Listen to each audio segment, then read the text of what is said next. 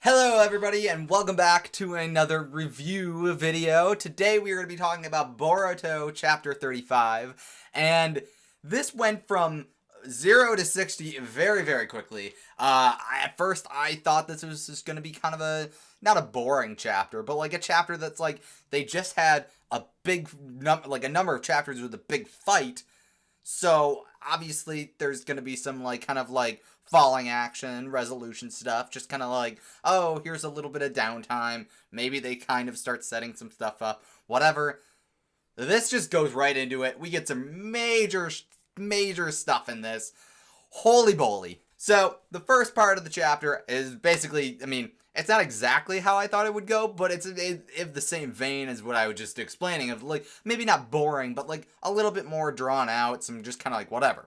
We last left off with Kawaki sitting in Naruto's room while he sleeps for some reason, whatever, as he kind of fixes Himawari's face, and he is just about done. He wants to go look for the final piece, and Kurama shows up. The first number of pages in this chapter is just basically Kurama, like, lecturing Kawaki and just going blah blah blah blah blah. Naruto had it hard, you have a lot in common with him, blah blah blah blah blah. And then we see some honestly, this is probably the most I struggled to think of another chapter or part of the series where Kurama talks this much. Like, obviously he's had conversations with Naruto and stuff, but like I feel like he's never talked and given like a full-on speech like this before, and it feels a little out of character, honestly. In any case, during their conversation, he kind of makes Kawaki realize just how human he is, I guess, in realizing that Naruto kind of had to build himself up there, and he wasn't always just this popular and cool and whatever. That kind of strikes a chord with Kawaki, and you see the classic single tear coming down, and Kurama's like, well, I'm only telling you all this because it doesn't seem like you're completely dry. And, well, we see a little bit of humanity in Kawaki. And all of this, like, even though it was kind of probably the most boring part of the chapter, it honestly made me think. So Boruto is just like, I realized, so the anime started and it was kind of not great. It started off very slow. They're in school and whatever, and that has an audience. However, it really, coming off of Naruto, it really felt like there was something missing. And when they suddenly went to like this like pseudo slice of life kind of show with the manga, right out of the gate. So like, obviously we had the movie content, but like, as far as original content for Boruto, it has been super great. I honestly like it way more than Naruto when I really think about it. Like, obviously Naruto had some really great moments, but when I really think about it, like just the day-to-day stuff for Boruto, it feels way better than Naruto at least felt towards the end. The characters are all generally likable, even if they're like bad characters. I actually like the Naruto original characters as mentors rather than as like the main characters. I like Boruto honestly a lot more than I like Naruto. And honestly, Sasuke, I hate Sasuke at the end of normal Naruto, and I actually like him as kind of an adult. So, I don't know. I like Boruto a lot, and I don't know what else I can say about that. I'm getting off track. I'm sorry. Anyways, so after that night, and Kawaki kind of having a chit-chat with Kurama, he ends up training again with Naruto and Boruto, and they're doing that tree climbing exercise, and he actually, like, he gets the idea, at least in some capacity, from Kurama when they're chit-chatting, but he wants to learn the Shadow Clone Jutsu, and Naruto's like, well, that seems a little bit advanced, and Boruto's like, listen, I got it pretty quickly, so, And it's kind of funny that, like, Naruto is like, oh, well, that's a special thing. It's kind of a hard thing, even though he's, like, the only one that ever had trouble doing it, so whatever. While they're training, we get a little bit of a conversation between Shikamaru and Sai, and first of all, Shikamaru smokes. Shame on you, Shikamaru. Listen, people can live their lives, whatever. However, I think knowing that, like I know he smoked because of Asuma. I know that he, like, picked it up because he has some kind of, like, emotional tie to it. So, like, get out of here. It's not like he didn't know that it was bad for him. He's smart. He should know better. Good thing he is Sai there, because he took the cigarettes away from him right away. Again, I'm getting off track, but this is important to me. In any event, they're chit-chatting about intel that they've been kind of receiving and kind of figuring out from all the stuff that's been going on with Kara and Karma and all that business. And Shikamaru still doesn't totally trust Kawaki, and that's understandable, but it doesn't seem like he has any real reason to not trust him, other than just he's an outsider. So he's kind of warming up a little bit here and there, and Sai doesn't seem to be too worried. However, while he does not have any specific intel that says that Kawaki is an enemy, he does find intel that is a location, so it's a coordinates, but the tricky part is that it's coordinates that you have to use time-space jutsu to get to, and really there's only one other person currently that I can think of that does it. Who could it be? Oh, Sasuke. And right on cue, we jump to Sasuke doing some stuff. He shows up at this mysterious area with a bunch of, like, I hesitate to call them pillars, but they're more like giant slab wall things with a bunch of strange markings and like a platform in the center. And so he's kind of checking it out. He looks, he goes and touches like the markings on the wall, and suddenly a hologram appears. And this hologram is of Kinshiki Otsutsuki, and he at first thinks, oh my god, this guy's here? What the heck is going on here? And then he realizes it's a hologram or projection, and then he touches the next thing, the next diagram or whatever, and Momoshiki shows up. And he's like, oh, weird. Then he goes and touches another one on a different part of the wall, and Kaguya shows up. And he starts to, like, put two and two together, like, oh, these markings are kind of paired up together. What happens if I touch this fourth one? And so he touches it, and we never see a face. And this is a completely brand new character as far as we know. But it's this, like, it's theoretically another Otsutsuki. And this guy has, like, a giant horn thing coming off of his head. And he looks kind of funky, and he's got a jacket on. But it's got the markings. It's got, like, the little, like, comma markings. It kind of almost looks like a weird jacket, like Naruto's jacket when he goes into his tailed beast form. And in good old fashion, we never really see his face, and Sasuke kind of moves on from it, and he jumps down to the platform that's in the center of all this, and realizes that there's something underneath. There's like a little, like, hole of some sort, and what could it be underneath there that's making all that noise? Oh wait, it's the frickin' Ten Tails. So this brings up multiple questions. First of all, like, I don't know if we have to ask who put it there. Clearly Kara, or at least Jigen. But we have the question, like, okay, so all the tailed beasts are separated out. They're all doing their own thing. They're living their lives.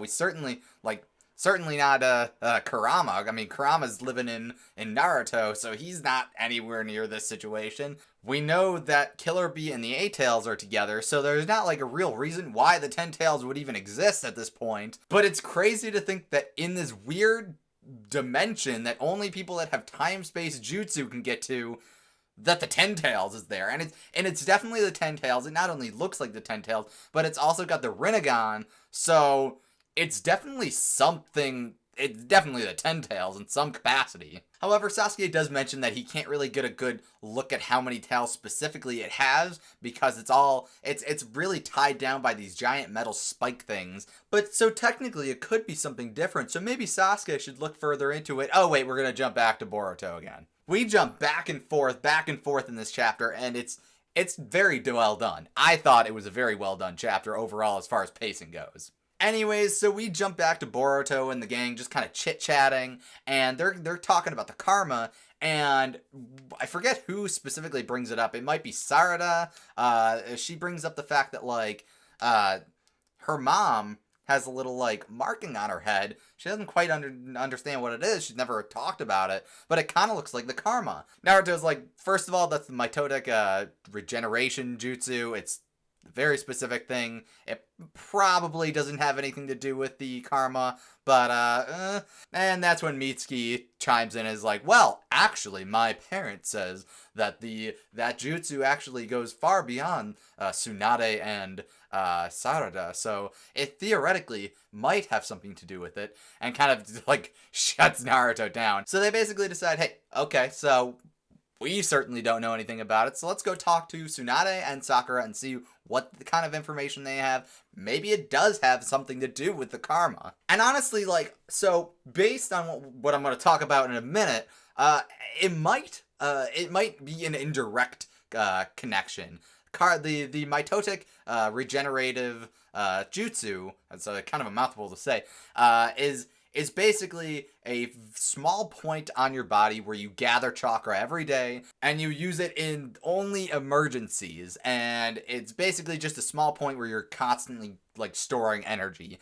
And while the karma is not quite that, it certainly not only just looks like it, but it certainly has capability of boosting your power, so maybe it's more of like so as opposed to Tsunade and Sakura's jutsu, where they are constantly putting something on a very specific spot on their body to eventually maybe heal themselves, maybe the karma is like a collection of chakra and it's a constant pull or something like that, or it's another like store of energy, but it's more efficient, I guess. I don't know. That's all speculation on my part. In any event, Sarada said that she's gonna go talk to her mom about it, and Boruto and Mitsuki go and talk to Tsunade. Oh, also we get a little scene with Boruto and Kawaki once again broing out, and they're just like, we're gonna beat Jigen. We're gonna get this done. It's gonna happen. The two of us, we can get it done. Bing, bang, boom. We good. We then cut back to Sasuke, where he's like still kind of confounded by the seemingly 10 tails there. And then Jigen shows up, and he's gonna hide, and Jigen kind of chit-chats with the Ten Tails. Well, it's a one-sided thing. He's talking to the Ten Tails, and he's just like, listen, you gotta wait a little longer. You can't eat me. He says yet, I think, but, like, whatever. But we kind of get a little bit of a thing. So when the arcs first started, they kept talking about a vessel. And honestly, I still think that there's some kind of robot shit going on. Certainly there was something called a vessel in that casket looking thing, and maybe that was Kawaki or whatever. And honestly, now that I think about it, it probably was Kawaki. But I think there's another caveat here. I think that Kara wants to make maybe a next generation Jinchuriki or something. They certainly have a tailed beast of some sort right there, and they keep talking about vessels, so, But as he's chit-chatting with the Ten Tails, and he does call it a Ten Tail, so I don't know how that works without the actual beast being collected together. Either way, he ends up taking some of its chakra or energy or something, or life energy. He just kind of like sucks it up, and he starts to form like almost like a Naruto kind of thing. Like he starts to change temporarily into this weird form, and he starts to grow a horn, very similar to the Otsutsuki guy that we saw or didn't see before. So it's okay. So that brings it to two things. So either he is that like hologram, or he starts to resemble that hologram, and that's his goal. It's very hard to tell at this point.